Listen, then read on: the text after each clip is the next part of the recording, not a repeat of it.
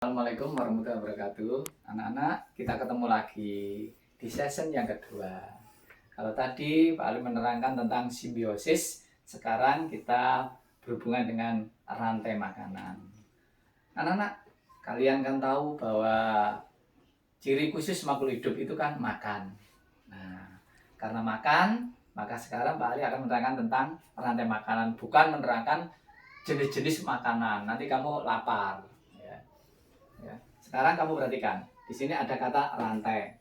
Rantai itu di lambang Pancasila ada yang dilambangkan dengan rantai, koperasi itu ada rantai, ya, yang saling gandeng nyambung menyambung. Itu artinya nanti akan berhubungan. Jadi arti dari rantai makanan adalah sebuah peristiwa makan dan dimakan, tapi dalam urutan tertentu. Itu namanya rantai makanan. Peristiwa makan dan dimakan dalam urutan tertentu itu namanya rantai makanan. Jadi saya ulangi, suatu peristiwa makan. Contohnya misalnya gini, ya, padi dimakan tikus. Nah, makan, siapa yang makan? Tikus.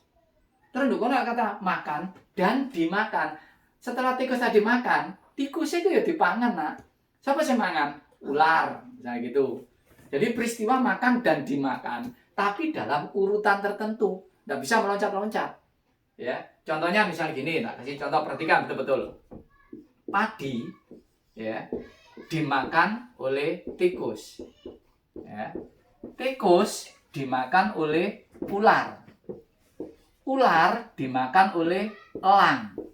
Nah, kemudian elang nanti kalau sudah mati diuraikan oleh pengurai. Nah, ini kita lihat sini biar kamu paham. Padi ini adalah produsen, penghasil.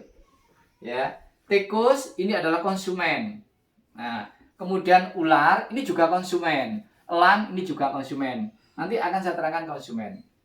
Yang tadi Pak Ali mengatakan peristiwa makan dan dimakan, tapi di situ harus dalam urutan tertentu, urut-urutannya. Tidak mungkin yang namanya ular itu makan padi. Ya, tidak mungkin yang namanya elang itu makan padi. Ya. Jadi urutannya tertentu. Oleh karena itu nanti dalam peristiwa-peristiwa ini nanti kita akan tahu bahwa padi ini disebut produsen, artinya penghasil.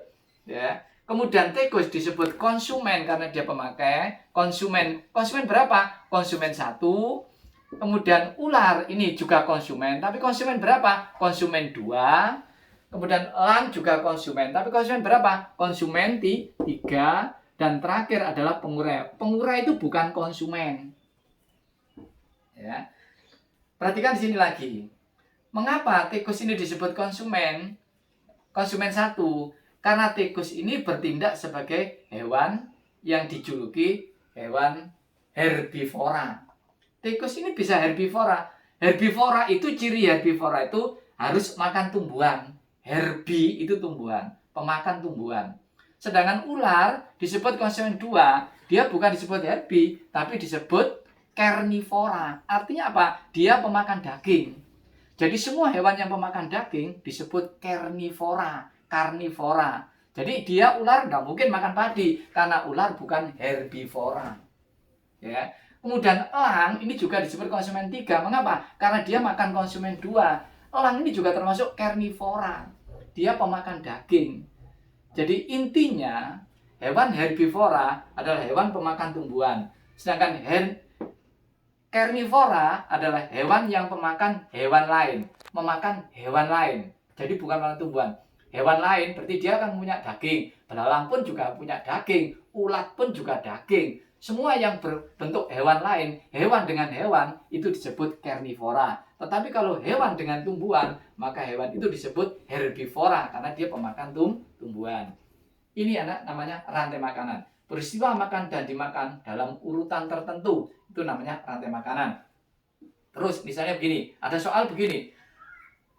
Pak, apakah padi bisa dimakan ular? Ya tidak bisa, karena ular adalah karnivora. Tidak mungkin, ya. Karena dia bukan hewan herbivora. Terus seandainya begini, apa yang terjadi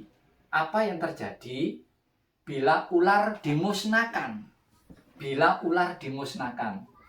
Kalau ular dimusnahkan, maka tikus ini tidak ada yang makan. Kalau tidak ada yang makan, sudah barang tentu anak-anak, tikus ini nanti akan berkembang biak dengan pesat.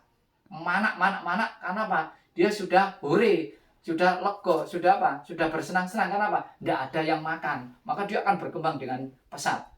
Lalu, apa yang terjadi pada padi? Maka secara tidak langsung kalau tikusnya berkembang biak dengan pesat, maka padinya akan habis. Siapa yang rugi? Pak Tani.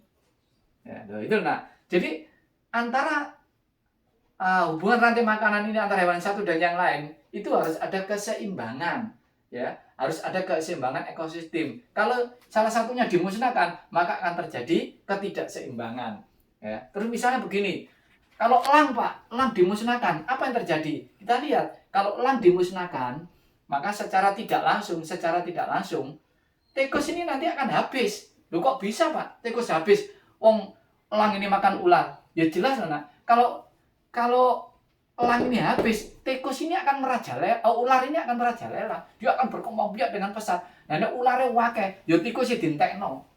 Ya kan itu. Tikusnya habis. Nah, kalau tikusnya habis, yang untung siapa? Yang untung adalah Pak Tani. Karena Pak, padi akan berkembang biak dengan pesat. Pak Tani akan menghasilkan banyak penghasilan. Ya. Jadi saya ulangi, ini akan membawa akibat. Jadi kamu lihat apa yang terjadi, ya. Apakah elang juga hidupnya tergantung pada padi? Iya, ya, secara tidak langsung. Karena apa? Karena berdasarkan urut-urutannya, ya kan? Hasil makanan elang itu urut-urutannya dari padi, sehingga dikatakan padi itu adalah produsen, penghasil makhluk hidup yang bisa menghasilkan makanan sendiri. Itu contoh dari rantai makanan. Nah, kemudian apa itu jaring-jaring makanan? Jaring-jaring makanan adalah peristiwa makan dan dimakan dalam urutan tertentu. Itu tadi kan rantai makanan. Tapi kalau jaring-jaring makan adalah kumpulan dari rantai-rantai makanan. Itu namanya jaring-jaring makanan. Loh, contohnya apa, Pak? Nah, misal gini, padi ini tadi dimakan tikus dimakan ular dimakan elang. Tapi kalau jaring-jaring makanan, nggak satu saja. Ini mungkin bisa gini, padi, ya, daun padi dimakan oleh belalang. Misalnya gini, belalang. Nah, ini. Terus belalang, ya, belalang ini dimakan oleh burung. Nah, misalnya gitu. Burung dimakan oleh ular. Nah, ular dimakan oleh elang. Nah, ini seperti ini. Ini namanya jaring-jaring makanan.